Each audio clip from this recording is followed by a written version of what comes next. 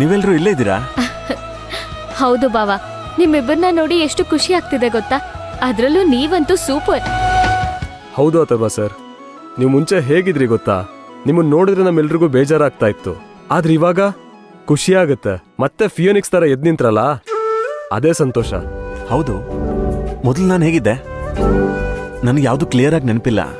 ಭಾವ, ಆಕ್ಸಿಡೆಂಟ್ ಆಗಿರೋ ವಿಷಯ ಕೇಳಿ ನೀವು ತುಂಬಾನೇ ಶಾಕ್ ಆಗಿದ್ರಂತೆ. ಯಾರ್ ಮಾತು ಕೇಳ್ದೆ ಏನ್ ಮಾಡ್ತಿದ್ದೀನಿ, ಮಾಡ್ತಿದ್ರಿ ಅಂತಾನೂ ಗೊತ್ತಾಗ್ತಿರ್ಲಿಲ್ವಂತೆ. 3 ಹೊತ್ತು ಭವಾನಿ ಭವಾನಿ ಅಂತಾನೆ ಕನ್ವರ್ಸ್ತಿದ್ರಂತೆ. ಹೌದು ಸರ್, ನೀವು ಮನೆಯಲ್ಲೇ ಇರ್ತಾ ಇದ್ರಿ.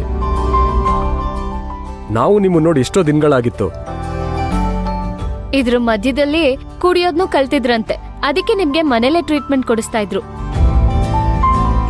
ನಿಮ್ ಮಾನಸಿಕ ಸ್ಥಿತಿ ಸರಿ ಇಲ್ದೆ ನೀವ್ ಮಾಡ್ತಿದ್ದ ರಗಳೆಗಳು ಒಂದಲ್ಲ ಎರಡಲ್ಲ, ಅಷ್ಟು ಟಾರ್ಚರ್ ಕೊಟ್ಟಿದ್ದೀರಾ ಮನೆಯವ್ರಿಗೆ.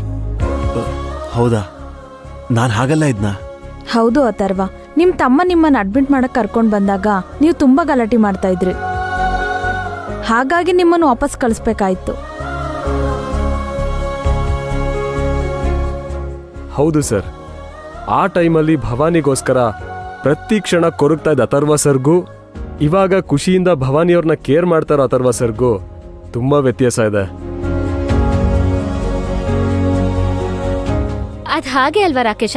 ಮನಸ್ ಬಯಸೋರು, ಮನ್ಸಿಗೆ ಹತ್ರ ಆದವರು ಪಕ್ಕದಲ್ಲೇ ಇದ್ರೆ ನಾವ್ ಪ್ರಪಂಚನೇ ಗೆಲ್ಬಹುದು.